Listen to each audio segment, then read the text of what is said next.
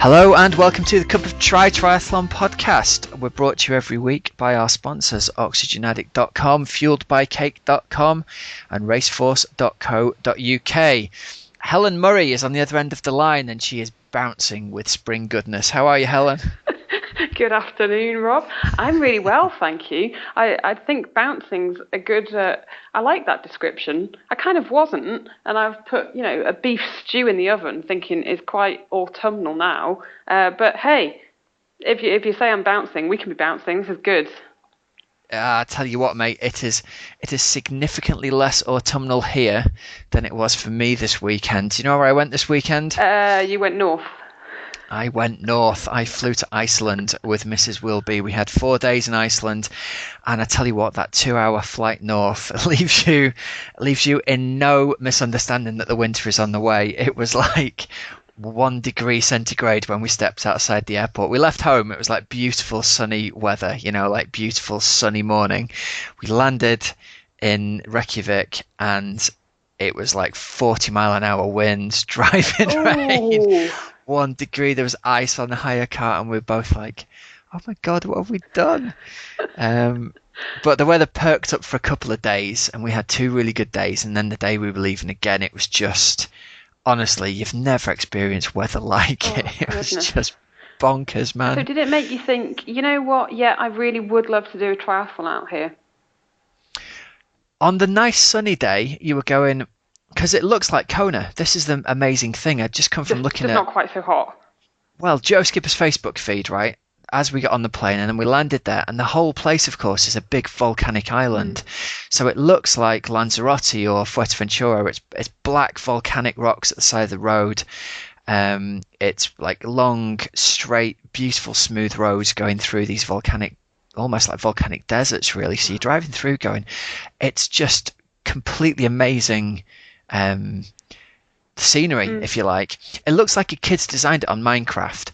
When they like spawn a new world and then they put roads across and throw a mountain down here and one there and a volcano here and a geyser here but then almost the rest unbelievable. of it's completely unpopulated. So we went to the Blue Lagoon. We swam in the Blue Lagoon, which was just amazing. And what kind of how cold, hot was that?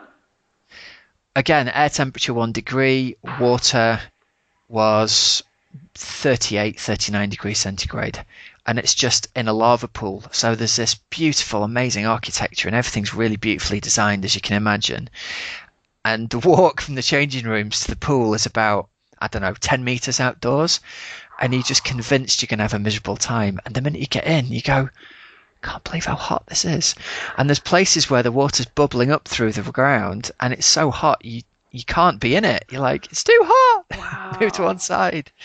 But like our hotel had its own little spring underneath it. So they had a 20-meter outdoor pool heated by volcano. That sounds amazing. And 2 little lobster pot kind of, what they called, like spa pool things, right by a river. So I was being nuts and kind of jumping out of the lobster pot, diving into the river that was going by, which was about 3 degrees centigrade, jumping back into the lobster pot, going back into... It was amazing. Wow.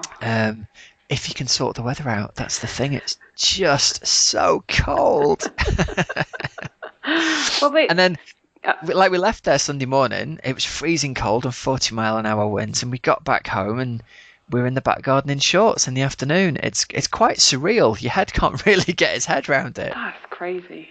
That's mad. Well, apparently, Robert, back in August, there was a triathlon in Iceland, and a British guy won it. About 50 people did it. 17 women, 34 men. 13 degrees in the water, nearer 8. Yeah, pretty chilly. Yeah, and Macca was meant to be doing it, but didn't. So I imagine it would be. No show. Yeah, I imagine it'd be stunning, but blooming freezing. Send me the link to that. That sounds awesome. It's called the Jan Madurin Triathlon. Where was it held? Now that is a very good question. Let me. I wonder if it's in a place called Jan Madurin. Yeah. Okay, here we go. Lake Medalfellsvatn. Did you go there? Very good. Don't know. Well, there we go. Iceland. Don't know. Problem is, like, you've been in that beautiful warm volcanic water and you just go, I'm not getting out. Oh I don't no, want to go this and ride water my was bike. not. This was not beautiful, warm volcanic waters. This was A sort of. few laps around the Blue Lagoon. That's what you need. God. Yeah. Yes. Yeah. Chilly. Oh, right. So there's not been much racing going on this weekend, has there No, really? you can tell I've had a that nosy the round. This season's season is coming. we're really at the scrag end of the season, aren't I we? know, which is it's kind of sad, isn't it? This It means that the is in a long winter way. miles have got to go in, and or off season as well. Lots of people will be having their off season now. Yeah, people will be having a month off, I think, but here at Oxygen Addict, we love winter, Helen, don't we? I kind of get excited in October because October's the down month and everybody comes back all inspired for November. I've got my little winter training plans, and I've got one laid out for me this year, and I'm all excited to get on the turbo and like go and do it. That's how sad I am. I like the winter. That's good though. I think that is. Yeah, I like the positivity. I need to embrace the winter. I think this year. you do. I did embrace it big time last year though to get ready for a race in Mexico in March. You did. So you've earned a bit of downtime this winter, haven't you, really? Yeah, I think so. Do you want to come and do a ride next weekend? I'm going to go and do Sunday ride. There's like an Evans cycle sportif in Mould. Oh, nice. Yeah, it's beautiful through the Clwydian Mountains, and maybe we should have a cup of try meetup. Hey. Any listeners who want to go up and do it, the Evans Cycles website, check it out. I think it's about 17 quid to do the event. I'm going to go and do it. A few of the guys I coach are going to go and do it. We're going to have like an end of season, just a giggle, a social ride round, and I think it's about 75 miles for the longest one, and there's some shorter options too. So if anybody wants to come, see you there.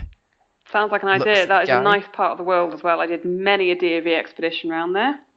Yeah, I've led a few DV expeditions up and down Mulvama. Yeah. So Sunday, Evan Cycles. Yeah, I think it's 8 o'clock in Mould. So it's a delightfully titled name, that isn't it? Mould. Doesn't sound that appealing, but we guarantee you beautiful North Wales scenery, don't we, Hels? Yeah, can't guarantee the weather, but no, it is a beautiful part of the world, and forecast is good, mate. Wow. Forecast is good for the weekend. It's autumnal. Bit of autumnal sunshine. It might not be too hot, but it's going to be. I could be tempted. Put it that way. Oh. I could be tempted. Come on, Hels, let's do it. The forecast sunshine. Oh, hang on, that's sunshine whippy. And showers, no doubt. Sunshine. Or it'll say cloudy now, and then it'll be showery. Sunshine and no showers, baby. Oh, right. Yeah, 15 degrees, 16 degrees. Possibility. Let's do it. Yeah. People this weekend who were racing actually had pretty decent weather for it, and a couple of marathons were going on yesterday, and people were saying it was really, really hot. And I think Oulton Park as well, Yeah. where the English National Duathlon Championships were being held, there were some later starts, sort of midday, so people really were out in the the midday in the October heat of the baking midday October heat. It was cracking 20 degrees. Correct. But it seems like, as ever, a really, really competitive field. It is one of the bigger duathlons to do, isn't it? Oulton Park. They have the spring It is, one and the especially autumn when one. it's like English Championships. Especially when it's English Championships like this one, yeah. Yeah. Well, Yeah. Tom Crouch got the win in the sprint. He did 1 hour and 49 seconds. Very good. Second place was Ian Lawton, 101.16, and in third was Tom Snape. So that's for the sprint. And in the women's sprint, well, it should hopefully be. I don't have it up yet for the women's sprint. That's decided not yet. Oh, we'll have to. Yeah, mine won't do it either. I'm having complete internet meltdown at this I've end got at it. the moment. Claire Steele's got the win in 1:10.09. Holly Flannery was second in 1:11.15, and Jackie Phillips took third in 1:12.05. So that's for the sprint. And then in the standard, so this was it was just under a 10k run to begin with. Yeah, it's 10k, 40k, 5k, isn't it? They have slightly different distances. Do you know, it's a funny one because it's meant to be short, but it never feels it. It's like a really tough run somehow. It's meant to be like a mile short, but you only end up ever being like a couple of minutes slower than what you expect to run over 10k, and you start with a kind of like, I thought I was going to be faster than this kind of feeling. Well, the times are absolutely super duper competitive. Carl Avery won in 1:38, and his first run was 27:49. Cycle 55:25, and his second run Oh, was 13 and a half minutes. that is fast, It man. is, isn't it? Like, Gethin Butler was in there. Look at that in sixth place. Do you know Gethin Butler? Will you have heard of I him? don't know Gethin Butler. Previous like British time trial champion. You look at his bike time, 54:53. Wow. And he's a really decent runner as well. He's finished sixth overall and second in his age group there. That's honestly, But yeah, I mean, super duper like bike rider. He's done like 3:30 something for 100 miles on the wow, bike. wow. But Yeah. this field is absolutely stacked. Second place was Daniel Jenkin in 1:39:34, and then third of RAF Tri Club was Paul Vernon in 1:40:05. It just, Who else have we got now? Let's have a nosy. Alex Lawton in fourth from Talk. We know him, don't we? yeah. Ian Roberts is there as well. Good racing from Ian in ninth place. I parked my camper van during the summer in Abersock, and Ian was in the camper van next to me. We were like, "Hello, mate." So that's cool. What about the ladies' results? Who've we got in the ladies? So Ellie Campbell got the win in 1:55. Doesn't mention a club here. Naomi Eaton took second of Stroud Athletic in 1:57:52 by 2 seconds ahead of Vicky Smith, who got 1:57:54 from Birmingham Running and Tri Club. So that's really, really close there for the Close second and racing, third. huh? Yeah, so again, some swift times. Ellie, who got the win, did a 32:58 first run. Her bike was 1:03, and her second run was 16 minutes and 19 seconds. Handy. Yeah, so some Good racing there. yeah, really, really good racing. So that was the National Duathlon Championships for England. And then elsewhere, Rob, there was last of the summer try going on, but we haven't quite got the results for that, so we might have to come back to that one another time. Come on, Dave, sharpen up. And then We'll come back to that next week, will we? and then there was Ironman Barcelona. Barcelona. Now, the times that were recorded in Barcelona are crazily, crazily fast. Something like 7 of the men in the 40 to 45 age group, or 40-44, went sub 9 hours. It has been. I mean, it's a fast course, isn't it? Anyway, at the best of times, and it's a fast day as well. I was nosing on Torsten's Tri Ratings website, and the first thing he said is, "It's the fastest I've ever analysed. An adjustment of 34 minutes 39 makes it more than 30 minutes faster than times in Kona, and about 15 minutes quicker than Roth and Austria this year." Wow. So anyone looking for a Scorchio bike course or Scorchio Ironman course for next year, this is the one. 15 minutes quicker than the Roth and Austria. They were the kind of the go-to benchmark of really fast courses, weren't they? Yeah. Most of it has been on the bike. So how about this for bike times, Hells? Fastest bike of the day was Andreas Niedrig, 4:17. Blimmin' heck. And do you know how old he is? Go on. He's 48. Do you know what? Blooming heck, that's amazing. But I've got that wrong. He wasn't the fastest. Brian McChrystal from Ireland did 4:17:11. So, I mean, still, it's only a handful of seconds, isn't it? But that is a seriously fast bike course. And the thing about it is, on some courses, like when Joe did 4:10 at Texas, you get one person going rippingly fast. This course, if you look at the top 20 race results here, there must be, I don't know, there must be 20 guys going under 4:24. There's just like bunches of them have ridden under 4:20, which is what, 42, 43 kilometers an hour average. Because they had really big problems with drafting there last year, didn't they? I remember. Yeah. Was it Ellie telling us about it? It might have been actually. Yeah, good Yeah, memory. Ellie Hairsign. I mean, that is one of the challenges, isn't it? If you put on a bike course that is really, really fast and flat, it's not going to get broken up by hills, and you are going to end up with. Florida's been traditionally the one where people, deliberately video the riders coming by and say, look at these big packs of Mm. riders. The old Ironman Australia course was the same as well, and you'd end up with like hundreds of people grouped together, riding three wide on the road. So I don't know whether it's as bad as this, but certainly from the overall times of the race, it looks like there's been some very, very quick bike rides Mm. overall. People are riding much faster than you'd expect them to. So it'd be interesting to hear from the listeners, wouldn't it? If you've been out and raced Barcelona, what your experience was like of it. Yeah, and Uh, was the drafting ridiculous? And then did they clamp down on it? So if you ended up, unfortunately, in a group, what happened? well, I saw some pictures that Kate from Raceforce had put up of a penalty box, and people were definitely getting pinged. Mm.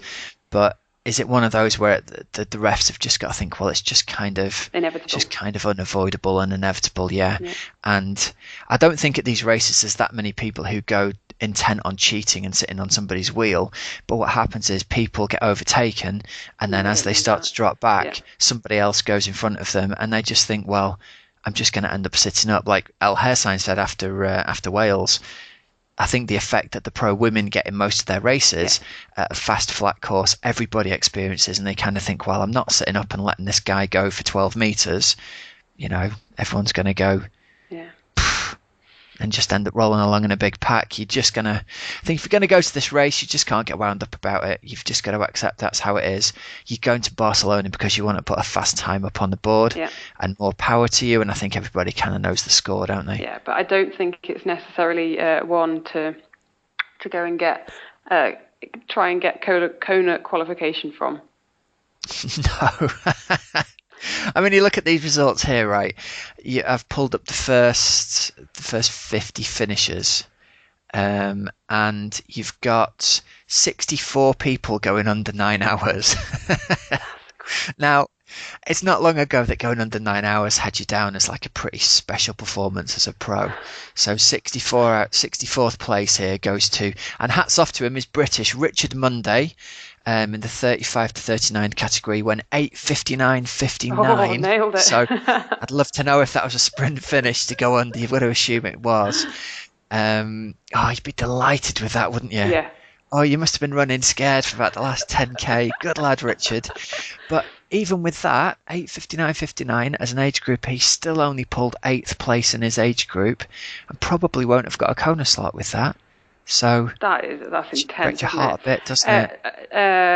I was gonna say that Oliver Simon got a new Welsh record in 8:34:17. He did, Yeah. and let's go through his numbers here because it looks like he led the swim out 47:30 on the swim. The guy can really, really swim, can't he? He's Yeah. world class swimmer. And then 4:24 on the bike. I mean, we've always known Oliver can ride a bike, but that is a seriously fast bike ride, isn't Yeah. it? And compared to his bike ride in Wales, which I think was, I don't know, maybe I'll call it up in a minute as we're doing this. I think it was in the low 5 hours area, to be honest. So this is a seriously fast bike course, and then he's run 3:20 Yeah. or 3:19 to hang on. So 8:34 overall, it's really good, isn't Brilliant, it? And you know the person who he finished ahead of is a two-time Northman winner, Alan Hovder. Oh, really? Yeah. Good knowledge. There you go. Very good. We should go through the top three men. Let's for do it. sure. Let's go through it. So Top three. David Pleze of Slovenia won his first Ironman race in 8:02 with a 2:43 run. Woof. Scorching. That's the fastest run of the day by a long way, isn't it? Yeah, absolutely. Anton Blokin of Ukraine of Ukraine. That's a new country. I like it though. Ukraine. Anton Blokin of Ukraine got a second in 8:05, and then Per Bittner of Germany came home in 8:06. So that was the men's top three. Harry Wiltshire, I saw, because he had gone here, hadn't he? We were talking about him having raced. Was it last weekend? Yeah. And he didn't. Where'd he been last weekend? Come on, Rob, think. What was going on last weekend? He'd been somewhere and did he DNF last weekend? Yeah, he didn't finish it. And then decided Mallorca. Yeah. There we go. So then went over to Barcelona, and I think he had a puncture, or he had a mechanical. He did. He hit a big Yeah. rock and had a picture on Twitter of a completely ripped apart tyre, smashed front wheel. God bless him. And he's led the swim out. Actually, he was first out of the water. Looks like he was a couple of seconds up on Oliver Simon. Yeah. So I tell you what, you get those guys swimming together, put the hurt on everybody else, won't they? Absolutely. In the women's race, Yvonne van Vleuten won in 8:46. Then Kaisa Latonen of Finland was second in 8:48, and Elizabeth Gruber of Austria was third in 8:54. Eamon Mullen was racing; she got fourth, and 8:56 she got. And then Vanessa Raw. Great result there to go under 9 hours. That'll be a big confidence booster for her. Vanessa Raw was doing her first Ironman, and she had a brilliant swim, 53. A strong bike as well, 4:51, and then she did a 3:28 run to finish in 9:17. So tell you what, mate, 9:17 for your first ever Ironman. That's really impressive. Yeah. She said, hard long day, felt shocking from the start, great experience, and happy to finish my first Ironman. I hope it gets easier. Yeah, it looks like. I wonder what it does to you mentally to do your first Ironman on a really fast course like that, because you'll have looked at, the times other people have done on other courses. I wonder if that mentally plays on your mind. She's ridden 4:51 here, which is, she's only sort of 10 minutes down on Yvonne van Vleuten, who's done stormingly fast. 4:41's as fast as Chrissy was riding back in the day at Roth, isn't it? Yeah. I think she might have done a high 4:30s at one point on one of her world record races. But to be riding that quick, it must mess with your head. And to go, I mean, your first Ironman is no matter how prepared you are and how good an athlete you are, it's a real jump into the unknown, isn't it? To be running that marathon for the first time off the bike. Absolutely. And just the mental bit of it when you get off the bike and you think, shite, I still have 26.2 miles to go and I'm not on a bike anymore. It's my own 2 feet.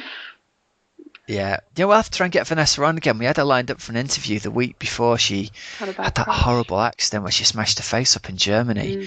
So it's firstly great that she's, back racing she's stuff. actually back racing again. She's had some decent 70.3 results this season. She has, yeah. But she really did a job, didn't she? She knocked all her teeth out and... God bless her. Yeah. I'm going to email her after this and see if we can try and get her on the show. Do it. Well, it'd be interesting to get her perspective on her. Imagine that, 9:17 in your first Ironman. Yeah. And will she be going for Kona next year? Well, you'd imagine so, wouldn't you? Yeah, or else why else would you? why else would you go for it? She probably wanted to get one on the board this year after the disappointment of missing out at Germany. So, it'll be interesting to see what her plans are for next year, whether she'll go. She was lined up for Frankfurt, so she's obviously got some confidence in herself to go in there on her first race. Yeah. Maybe she'll come and race UK and try and get a win on the board. Interesting. Find out, Rob. Get in touch with her. Find out. Find out. Drop her a line, yeah. Oh, Rob, have you been looking at all the social media feeds from Kona? Oh, hells, I've had to have a little break from it. It's been making me feel... The thing that sums my view of Kona up at this point is Caroline Livesey's. She either tweeted or Facebooked this morning. She was like, seriously, is there anybody not in Kona right now? And I was like, that's just how I feel. I'm right there with you, mate. Yeah, it does look quite nice. And I saw one friend who's out there, his bike shoes have the soles melted. It's that hot. Seriously? Yeah. Like he left them on the ground or stood on the ground? Or I think they must have been left. I don't think they would have melted stood on the ground. That would have been a bit. That would have been really weird. But he said bike shoes have melted. So wow. it is hot heat out there. Well, it's on a volcano, isn't it? That's the thing. Exactly. You get heat from under the ground. I always remember when we went to Maui windsurfing, we went to the top of the mountain on the volcano on that island called Haleakala, and you could kind of sit on the ground, and the tarmac was so hot you couldn't sit there for more than 20 seconds. like the heat actually comes up from the ground as well as from the sun. So it's no surprise that in the energy lab it's so difficult to run, is it? Yeah, yeah. It was. I've been watching a few videos actually that witsup.com have done. Now that's women in triathlon, and it's a really, really good website and just really well done. And the woman who sort of does it all is called Steph, and she's an Aussie. And essentially, she is in Kona, and she's been doing video profiles of a lot of the pro women. And Oh, it's nice. so interesting to watch them. They're just like 2 3 minute videos, and see how different all of the leading female athletes are. So you would have, she's done one on Lucy Gossage, which is great. And Lucy talks about how grateful she is to be there and to be part of Yeah, it, and sort of saying, my goodness, I don't know how I've got to be one of the top 35 women in the world, but, I can't wait. I'm looking forward to it. And as long as I cross that finish line with a smile, and I want to do the race that I know I have inside me. And then yeah, sort of contrast that with Michelle Vesterby of Denmark, who she's a very another smiley, happy character as well. But then Leander Cave kind of comes on, and in comparison, she's like, I don't know, the mental, I want to race this thing, inside the sport, I don't get on particularly well with this person, and rah. And you're thinking, wow, this is so different for someone who has, I guess, done triathlon all her life. It's always been her job, compared to yeah, perhaps other people who have come into it from a different yeah. background. Really fascinating. It's like she's gone through that phase of I'm grateful just to be here on Yes, this beautiful island. totally. There's a certain number of pros there who their job is to go and win, Yeah, to go and, and I think that's why I never used to really like that phrase first tier pro and second tier pro. I think it's a bit disrespectful because I think anybody who's given it all up and trains full time to try and be as good as they can.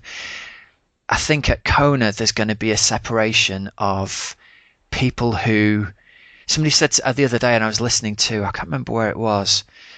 I think it was the Ironman Talk one, and John Newsom said anybody who's in Kona could finish top 10. mm, And I was like, oh, that's an interesting point, actually.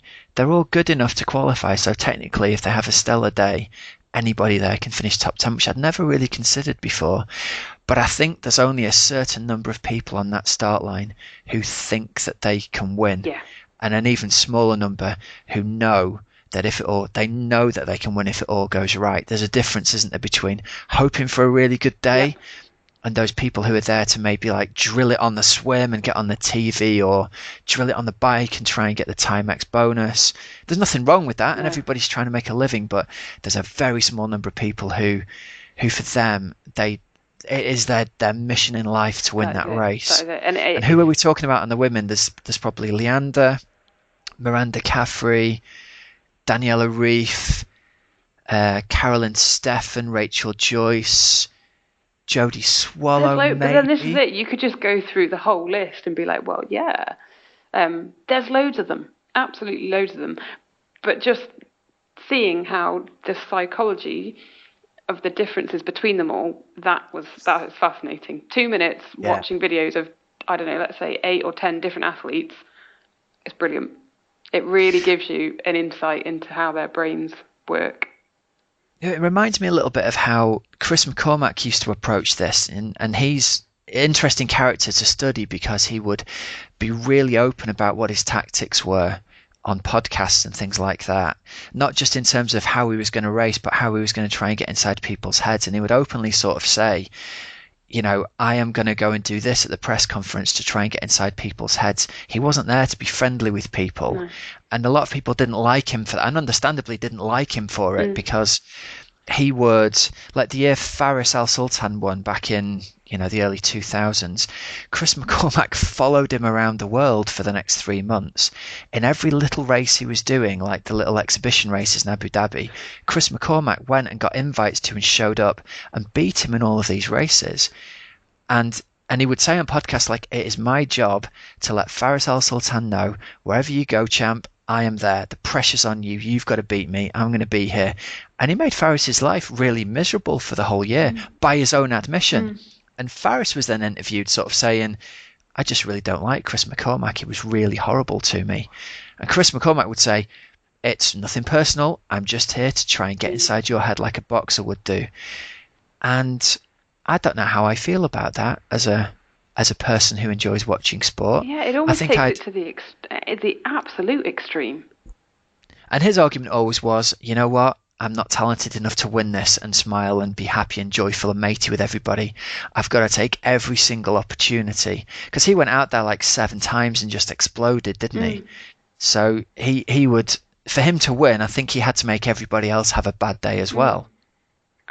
Which I don't think has made him any friends, and I think he might find he has quite a lonely retirement. Yeah. As much as he says, I've got the greatest of respect for Faris. He's an amazing competitor, and that's why I've got to do this to try and beat him. Yeah, but actually, is Faris going to want to have a beer with you in 10 years' time? No. No. And I wonder if the same's true for, the ladies you just mentioned there. Yeah. I think it might be, because you can tell there's a group that get on very well, maybe train together, all that kind of stuff. And I think there'd probably be 1 or 2 who are very much isolated from that group. Yeah. So, I mean, let's talk about Miranda Caffrey for a minute. Do you think she can win it this year? I do think she can win it, but I don't think she will. Because we haven't done your predictions yet, have we? So, do you want my predictions? Are you ready to go? Yeah, I'm ready now. Helen's predictions. Okay, so on the men's side, I'm going to go Kienle, Frodeno, and Rayla. And my outside ones are going to be Joe Skipper and Lionel Sanders. Okay, interesting. Go through that again. Come on, let's talk this through. We can't even say it's going to be Kienle, is it, or Kienle? I don't know, but Sebastian Kienle. Kienle, okay. So you think he's going to take it over? Jan Frodeno. And then? Rayla.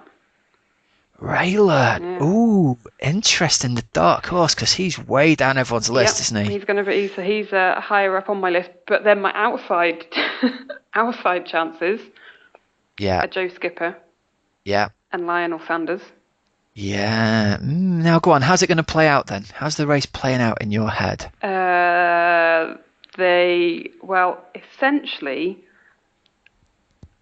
I don't really know. So obviously Kienle's not going to be out of the water with the front pack. No, but he's going to be riding with Skipper and Sanders. So you put the 3 of them together. I like it. Yes. Yeah, I like it. I think the boys, Skipper and Sanders, have actually got a bit of a challenge to swim with Kienle. I think they'll have to have a very good swim because Kienle's raised his swim this year. I'd love it if that happens. So let's see how that plays out. So you think the 3 of them are going to ride together? Yep. I'm not really sure. I haven't thought it totally through, but I've just gone. We've got to do this. We've got to. This is all part of it, Helen. I don't know how you think it's going to. Now, is Frodeno going to go with them on the bike, or is he going to let them go? I think he will. I think he'll go with them. I think so too. Yeah. I think we're going to have a running battle between the 2 of them. I really do, unless somebody absolutely goes mental on the descent from Harvey. Don't know, but it's going to be it's always such a shame that it finishes in the middle of the night our time. Let's be honest. No, we can stay up for it, especially if we're going to do a sportive the next day. Right then, on my women's side, I think I'm going to go Daniela Riff. Are you just making that up now? No. I've written them down. They're written down in front of me. You have. All right, come on. No, you're going with Riff. I'm going to go with Riff. Then I'm going to go with Carfrey, and then I'm going to go with Rachel Joyce. Okay. Solid performance. God, I felt really bad after last week that I'd left Rachel Joyce out. Because I think she could just startle people as well. My outside chances, I think Liz Blatchford has got it in her to do a little sneaky performance again. Like a really solid performance. And then 2 very much under the radar, but I think could get up and in there. Lucy Gossage. Yeah. And Eva Vuti. Ooh, yes. Yeah, as a very outside chance. She got a double punch, didn't she, at 70.3 Staffordshire? Yeah. There Yeah, we go. interesting. What about Susie Cheetham? She's a dark horse as well. I think she will absolutely be up there, but I was sort of going for, top five there. And I don't Well, think she'll I'm quite be in the top excited. five. I'm excited to see how this plays out. I really am, and I'm gonna have to go to bed. And I may be very wrong, and other people, um, yeah, I could have all those names completely wrong, but hey, Yeah, you've gone for it. Good for you.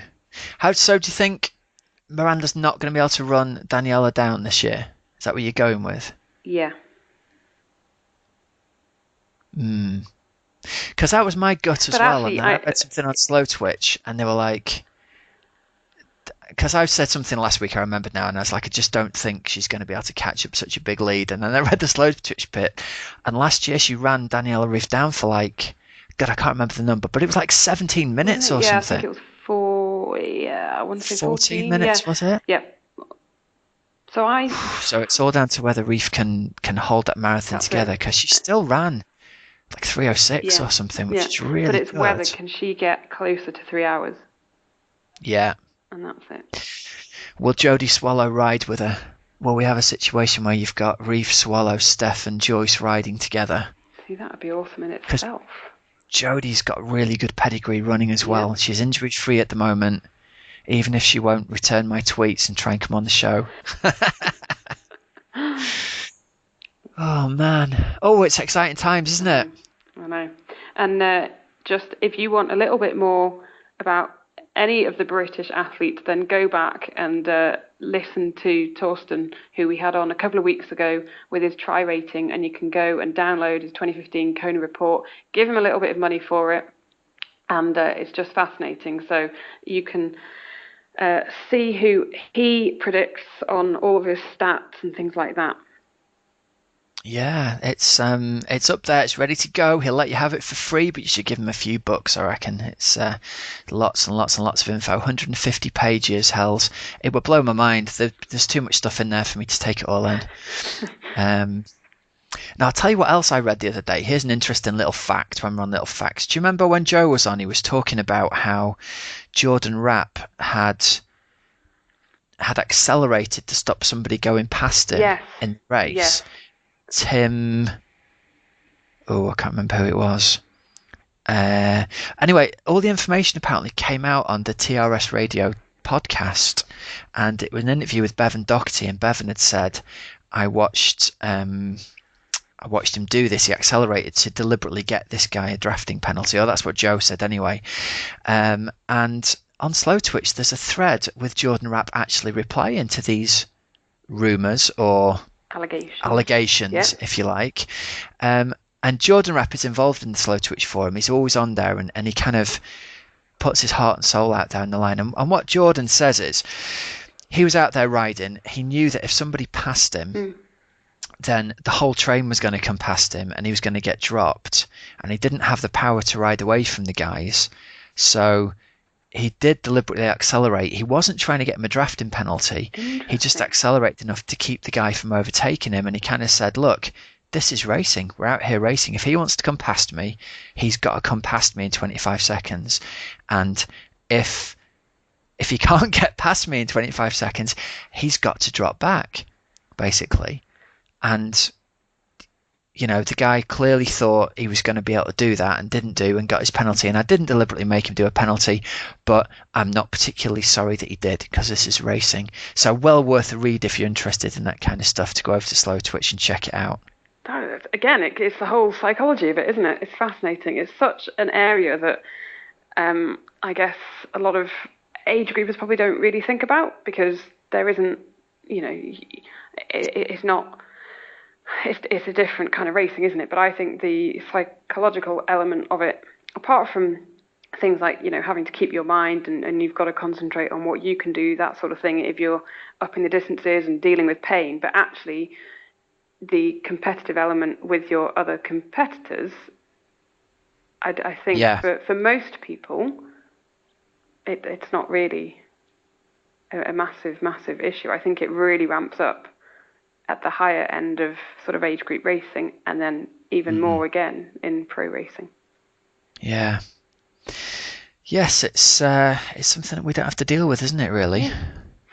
I wonder if we'll see the rise of this now super competitive age group, men in particular, surging to stop you past them on the bike. And I don't know. I suppose it only really makes a difference if you've got your motorbike dude riding right behind you and Totally. Ready timing with and his stuff. whistle and his Yeah. flag to bring you back Makes an down. interesting read though, because there's a couple of like race referees in the thread weighed in as well and give their perspective. And because I was wondering, well, what happens at Kona? Mm, You're Lionel Sanders and Joe Skipper, and you're trying to ride by the 30 strong pack or totally. 20 strong pack. And if somebody on the front surges, they've got by 20 people, and the front person surges to stop you going Yeah. by. Then do you have to drop back behind all of those guys? Because you can't presumably drop into the line at that point, can you? No, and I don't know how that works, but again, that would be very interesting to see. Very interesting. We'll have to ask Joe if we can get him on. Definitely. We'll have to find out what happens, eh? Do some digging. Do some digging. Right. Right. Well, we're going to have to end our show here, aren't we? Because we are running short of time. The last thing to do is to give a shout out to our sponsors, raceforce.co.uk. They're over in Barcelona helping loads of people out, and we've got loads of good reports about people who've had a good time over there with them. Hopefully, Kate will have managed to get a couple of sound bites for us for the next issue of the show. And I think you still have time if you're considering racing at either Challenge Sardinia or Challenge Puguera. There's still slots available on the bike bus and on the fall tours with them. So go over to raceforce.co.uk and check it out. We had a code, didn't we, Hells, that you could use to get 10% off. Yeah, we did. It's up on the show notes. 15. I think it was Cup of Try 15. It's on the show notes of one of the from a couple of weeks I'll put ago. it in the show notes for this one. I'll check it out and get it back in the show notes. And then if any listeners want to get a nice 10% discount, they'll be able to do so. Fantastic. And Rob, fueledbycake.com, we have a couple of books left. So if you are interested, it's a charity recipe book, all money going to a hospice in Wrexham, Cancer Research UK, and Bliss, which is for premature babies. It's got the likes of Chrissy Wellington in it and Joe Pavey in it, James Cracknell and Vassos from Radio 2. So if you're interested in that, get in touch, fueledbycake.com. Are they for sale on that site there? People can order them through your site there? They can order them from the website, yep. Great. £10. Come on, all kids. for charity. We need to get all of these books sold, and then we can get another Fueled by something. Do you know, Hells, this is going to surprise you on a theme of Fueled by something. I have stopped eating red meat. Interesting. I've been listening to a lot of stuff by Rich Roll, his Rich Roll podcast, and he's a vegan, sort of Ultraman, super 5-time Ironman guy, and he's gone vegan and he talks about his amazing journey. I'd love to have him on the show about how he changed his life by changing his diet completely. And it's not necessarily about being vegan, but it's about eating more vegetables and eating healthier and eating much more raw foods. And it's a fascinating story. And just recently I've started thinking, actually, I'm going to choose to eat this instead of that. And yeah. You will absolutely love the avocado cake then in the Fueled by Cake book. Oh, I love an avocado. Yeah, and you won't want the beef stew, which is currently making my kitchen smell delicious. Don't tempt me with it. It still smells nice to me. I'm only a week away, a week off the red meat at the minute, so we'll see how it goes. All right, let's wrap it up. You've been listening to the Cup of Triathlon podcast. I've been Coach Rob Wilby. And I'm Helen Murray. And I hope you have a great week. If you fancy coming out to ride with us this coming Sunday, check out the Evans Cycles website. There's Evans Cycle Sportif in Mould. It'd be really fun to see some of you. We haven't organised this at all, have we, Helen? But we'll probably be wearing Nuts for Tri Club kit or bright, shiny red Oxygen Addict kit. So if you're there and you're riding, come and say hi. Till next week, have a great, safe week, and we shall see you again after the weekend when we'll have all the news from Kona. Cheers now. Hi, Joe. How are you doing, pal? I'm good, thanks, mate. Joining us from sunny Hawaii, you lucky buggy. On behalf of everybody in the UK, mate, you lucky git. Yeah, it is pretty good to be out here. Are you looking out the window on sunny blue skies right now? Yeah. Ah, so jealous. It's pouring down here, Joe. Is It's it really? pitch black, 7:30 in the evening. It has been hammering down, proper Manchester weather. Oh God, I don't miss that. Tell us about Kona. How are things going, pal? Oh, it was awesome. I got here 3 weeks ago today, and yeah, when I first got here, obviously there were hardly any athletes here. A few pros. That was a different experience then, but yeah, got some really good training in for the first week, and then gradually more and more people have come. And then now this week it's nuts. Like you see so many people. Like every time you go down, like we drive to the pool, we drive down Ali Drive, and it's like everyone's doing a tempo run down there. Like they're all just absolutely smashing it. Um, but yeah, there's loads of like I don't know, just a really good atmosphere. Like all the cafes, there's people there. Everyone seems like really friendly and just yeah, just it's just a really nice place to be. Nice. So you've been over there for 3 weeks, have you? Did you say? Yeah. And what's your experience of the Hawaii weather been since you've been over there? Well, the first like week to 10 days I got here, it rained like every day for a little bit, but like chucked it down. It was really Yeah, it's weird. just getting like the tail end of their sort of rainy season, isn't it? I was looking at some pictures on Slow Twitch, and it was just torrential some days. Yeah, yeah, it would like chuck it down like I'd never seen before for about 40 minutes. And then it would go cloudy and then the sun would come out. Um, but it's been every day it seems like you look at the forecast and it reckons it will change by like 4 or 5 degrees between certain days, but it doesn't. Like every day seems like it's around 30 degrees. Um, Sunny or like sunny intervals and then about 50, 60% humidity, that kind of thing generally. Yeah. Now talk to us about riding the bike out there. How's it been with the legendary Kona winds? Have you experienced any of that craziness? Yeah, one time when I rode up Harvey, it was really, really windy, like crosswinds. Like I couldn't even ride up the hill on the tri bars because it was like blowing me off. I had hands on the sides, and even taking a drink bottle was sketchy. And that's just going up the hill. Like I was only going about 12 miles an hour, 13 miles an hour, but that was hard enough. And then in coming down was yeah, it was really dodgy that day. The previous time when I went there was crosswinds, but it wasn't nowhere near to that level. Like you could ride down it on the tri bars. You did feel them push you, but if you had the bottle, you could do it, and it was okay.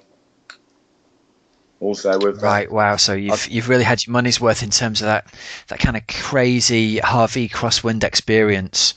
Would you be confident killing it on race day if it's like that, or is it going to be one of those things where you just have to be a suicide person? yeah, you just have to take whoever's got the biggest balls really into it on race day. Yeah, you don't. I wouldn't want to lose any time. I just kind of just cross my fingers and hope that I get down the bottom eight in one piece. Um, the training out here though is brilliant. Like you don't realise like how many nice hilly rides there are because everyone just sticks to the Queen K. But if you actually go like south and you like to Captain Cook, there's some of the best riding I've ever done. Um, One day, me and this guy who I met out here rode up into the mountain up to like 1,700 meters above sea level, and it was one of the best descents I've ever done. And the scenery at that height as well was absolutely stunning. Like it was so good for training. Like it's a shame it's not closer because it would be brilliant to do a training camp here. Yeah, bit of an epic journey to get over there to a training camp, isn't it? Yeah, it's a bit too far, isn't it? It's a shame, really. How did you find adjusting from the UK when you get over there? I mean, there's a substantial time difference. It's like 11 or 12 hours, isn't it? Did you adjust okay to that? I don't think so. Like I think it took me probably about 2 weeks before I started feeling really good. But Wow, as long as that, huh? yeah, that seems like it hits me like that. Like when I went to California a couple of years ago, it took me about 2 weeks before I started feeling like really good in sessions. Um, so I think yeah, if it's like if I go anywhere where it's over like 8 hours, that's what kind of like happens to me. I mean, I feel all right. I feel fine in myself, but when I look at the power I'm putting out in sessions and stuff like that, and just how it feels a bit harder. But I found it harder on the bike, like than what I did running. Like running, it came really easy, like out here, which is like the complete opposite of what it was like in Texas for me. In Texas, I got the bike and was like not affected so much by the heat and time difference and everything. Whereas out here, but it did. I think it affected me more. Whereas running, like I could go for like steady runs, and they were like almost the same speed as what they'd be back home. Okay.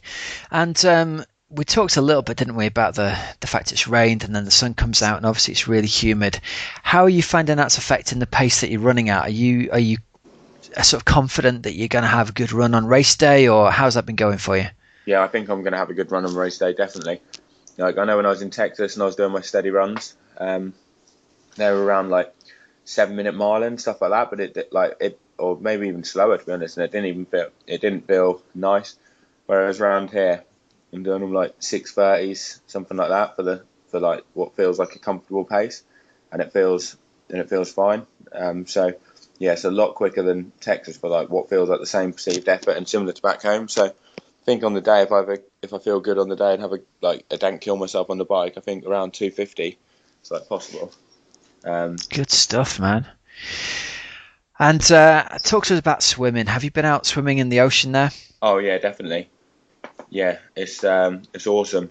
Like it's as good as what people say before you go out there because you always like everyone says it's amazing. And you wonder if it's going to live up to your expectations. But there's so many like fish and everything what you see in the coral, and the water's so warm as well. It's like the same temperature as like a swimming pool. It's the perfect temperature.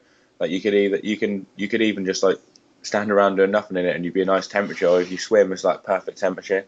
And you can it's absolutely amazing swimming in the sea out here. And how deep is it on the course? I mean, people talk about seeing turtles and fish and stuff underneath you, but do you feel as though you're like that, literally swimming through an aquarium kind of feel? Um, as you start off and you start swimming out, you could see down. I mean, I think you could probably see the bottom, to be honest, even when you're near the turn, because it's so clear. But it's deep out there. Um, like you wouldn't be able to swim down and touch the bottom at all. Um, Right. Okay. but yeah, it's deceptive because when I was swimming into the shore the other day, I could see some fish and stuff like that, and I went down like to see how deep I could go, and I would like to see how deep they were. I went pretty deep, even though we were quite close to the shore, and I was still nowhere near the bottom. I think so. It's deceptive. You don't actually know how deep it is. It just looks like it's a Yeah. lot closer than what it actually is. Right. I see. Cool. And who have you been training with out there, man? Um, what pros and age groupers? Yeah, pros and age groupers. Talk us through some of the people you've met. I met this crazy German guy called Multi. I don't know if have you seen any of the Facebook videos what I posted up with him? Yeah, I've seen a couple of Bloody them. nutcase. Like he did on one of them, like he put my aero helmet on the wrong way round and was doing a chicken dance. Really strange, but it was random, but it was funny as anything. But he's a nutcase. I was talking to him about his training, and he does like the same thing every day. Like he'll do the same 5K swim set, he'll do the same bike roughly in a 10-mile run, and he does like 40 to 50 hours a week. Just crazy. Like I don't know how he's not broken. He's only in the 18 to 24 age group. But yeah, he's a character. So he's putting in like back-to-back 8 or 9 hour days every single day, is he? Mate, one day when I went out riding with him, he did a swim in the morning first and did like 4.5K, he told me. Then we went out for a 90. He every time he goes swimming, by the way, has to do a 10-mile round trip on his bike. So we went swimming in the morning at like, I don't know, 6:15, something like that. Then we went for a bike ride, did like 93 miles, and that was when we went up that mountain, up 1,700 meters. And then he rode home after mine, which probably about another adds another 6 miles like there and back onto the trip. So it'd been about 100 miles for him, free there and free back. And then he went swimming again in the evening. So he had another bike ride to the pool and back, and then did a 10-mile run afterwards. Um, yeah, absolutely not. Not a big fan of tapering for the big event then, huh? That's what we said. Are you going to taper? So and he went, yeah, I'm just doing 2 sessions a day. So his 2 sessions, what he did his 2 sessions, what he did like towards the end of last week was like 170K ride and a 17K run or something. I'll tell you what, man, it's going to be interesting to see how he goes on race day, isn't it? Yeah. But he seems quite fresh when you talk to him. It doesn't seem like he's nailed. Yet he's doing these like massive hours. It's crazy. But yeah. So I met him. I swam with like Jeff Simons, who won Melbourne a couple of times. He's a nice guy. well, a couple of times when I was swimming, didn't really kind of like meet him, like just very briefly. When I was swimming, Sebastian Keenley was in the lane next door. That was quite cool. Had all his Oh wow, did you get to talk to him? briefly, like just, "Oh, you're right, mate," like that kind of thing. Um, Yeah. had like all the TV crew like film it and stuff. Thought I'll put on my best stroke just in case it gets caught in the side, with the TV camera. I Yeah. thought you'd have been chatting him up, mate, and arranging some kind of deal for the bike. Swim with me, and I'll ride with you, and we'll go and catch Frodeno. I said that to Lionel Sanders when I saw him on the bike. I saw him. And now we talked about this before, didn't we? Yeah, you and Lionel Sanders. Are you guys going to try and hook up during the race? I saw him, on the bike the other day, and I saw him come past the other way, and I thought, right, Yui, and I'll speak to him. So Yui, caught him back up, and like speaking to him, and I was like, "You right, mate?" We like had a bit of a chat, and I said, "So on the bike, mate, if we link up together on the bike, I'm well up for smashing it and like working together and like catching the others up." And he went, "Absolutely. If we get up there in contention and we're feeling good, we'll be up there." So yeah, he's up for it. That's good to know. Did a swim set with Nico Lanos and Ivan Rana. I didn't know it was Ivan Rana. First when I got there, so got into the pool, and I saw there was some other guy like in the lane. It's quite random how they do it here. Like sometimes they'll just split the lane half and half, but the people are really, really reluctant to actually swim in a lot, like rotate around the lane. Yeah. Like it's like they just don't want to. They'll just keep swimming into you. It's really annoying. Like it's almost like who gives up first, who cracks and goes into another lane. But I saw him and I thought I'll see what he's doing. So I said, what swim set are you doing, mate? And he was like, I think he'd only just got here. This was this must have been, the beginning of last week. And he just said, I'm doing like some 50s easy and stuff like that. So I thought, oh, well, I'll use that as part of my warm up. So I got talking to him, found out it was him, did the swim set with him. And he didn't do a too big a one because obviously I think he just got here. Then afterwards, like Nico Lanos was in the next lane. And I was like, what are you doing some efforts? Because I want, what I did with him wasn't that big. And he said, yes, and I did some light efforts with him. That was pretty good. Couple of good swimmers to train with. Yeah, and how are you shaping up relative to them, man? We're against Stephen Rania in the water. It was impossible to Yeah. go because the set was like really steady. It was like 350s steady, one drill, one backstroke, like 4 times through. So I just kind of used it as part of my warm up, and so it was impossible to gather anything. And then when I did the one with Nico Lanos, it was like pool boy and band and paddles, and he was quicker than me at that. But I think when we did the 200s, he was about 10 meters ahead probably after each one, maybe 12 meters, 10, yeah, probably about 10 meters I'd say. So getting on towards half a length. So not too far ahead at all, then, man. And he's a front pack swimmer, isn't he? Yeah, I'll tell you who we've been swimming with, who's absolutely rapid, who's staying with us: Reece Barkley and Lucy Charles. We had them on the well, we had Lucy on the show a couple of weeks back, man. Yeah. How are they shaping up out there? Really good. Yeah, they're. I haven't cycled with them too much. Like, I've only done like the odd ride. And running, I think they're saying they're getting acclimatized. Like Reece did a run the other day, and he was running pretty, did a tempo, and he was running reasonable pace considering the heat.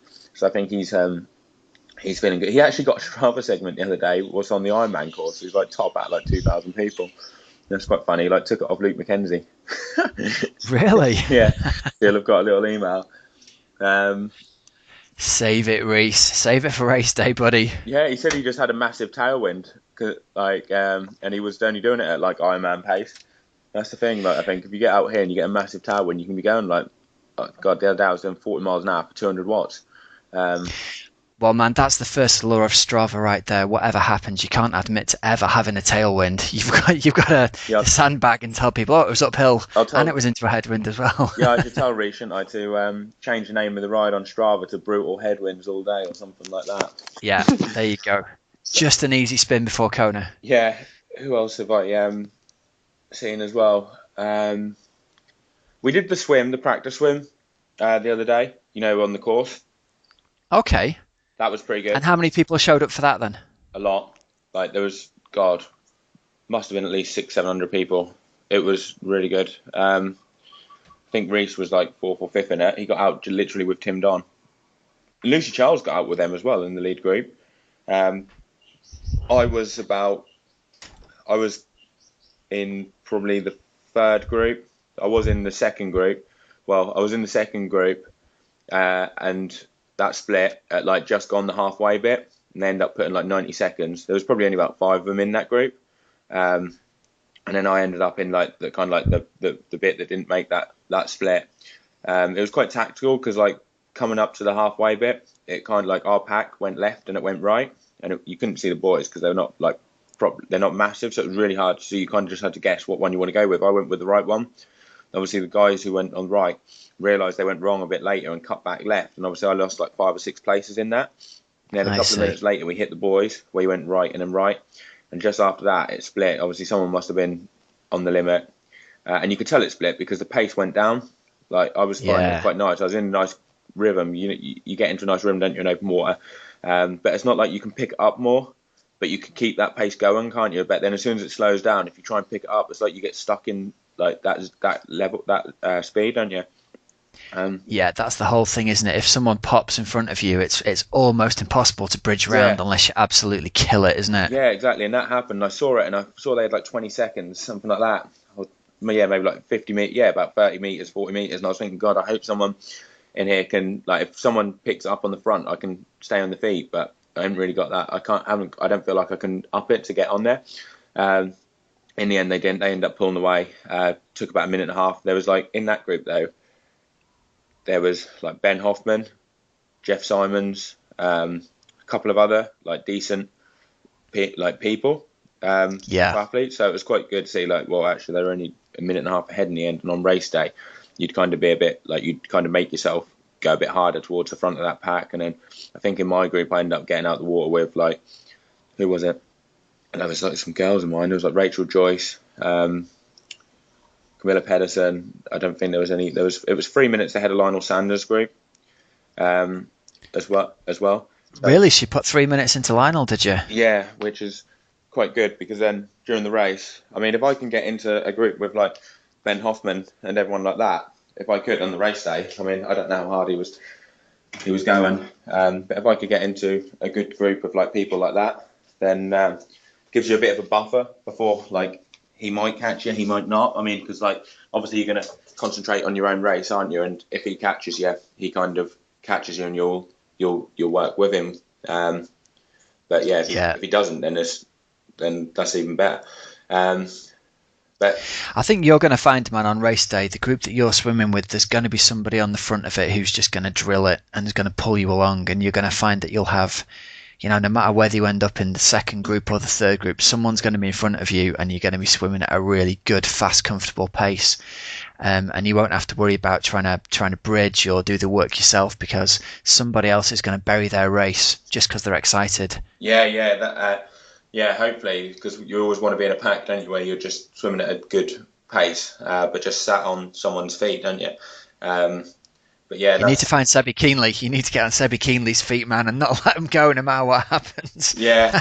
I've tried that before, where you try and find someone and then you think I'll stay on their feet, and then like it's you kind of like sometimes if you do that, you can kind of end up losing the like you concentrate so much on staying with them and racing their race that you end up not doing as well as what you could. Like, because you never know if he might have a bad swim, and then you end up staying with him, and you end up putting yourself miles back, don't you?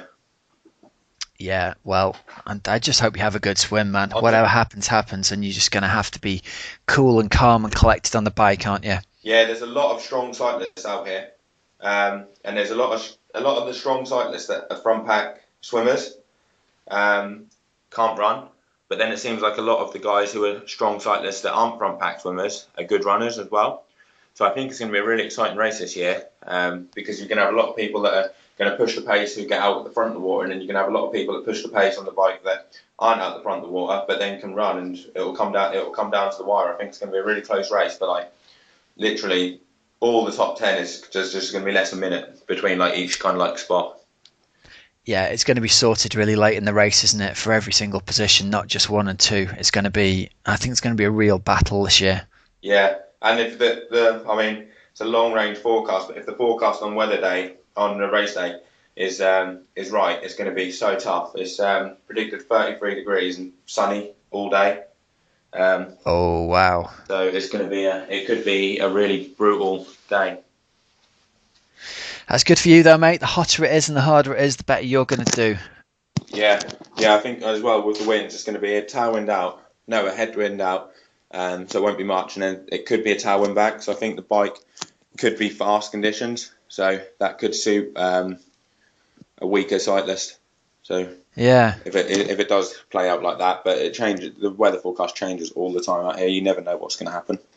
Yeah, they never get it right for what's going on up at Harvey, regardless, it seems like. So you've just got to pray for it to be tough, man. Yeah, I want tough wind, tough windy conditions. A headwind all the way back would be perfect for me. Just something to like. Well, it just stops people being able to gain anything from sitting 12 meters in the pack if it's tough winds. So the windier the better. It did look like it was going to be quite windy. It's going to be, if the wind's right, it's going to be a horrible crosswind on Harvey because it said it was quite windy in Kona.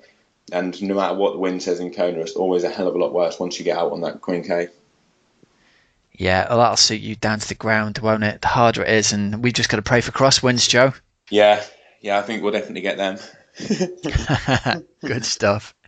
Well, listen, mate, I know it's early where you are and you've not even had your breakfast yet, so we're going to let you go. Thanks very much for making the time to talk to us, buddy. And on behalf of everyone listening here in the UK, we wish you all the best for race day and get some good luck and have some fun out there.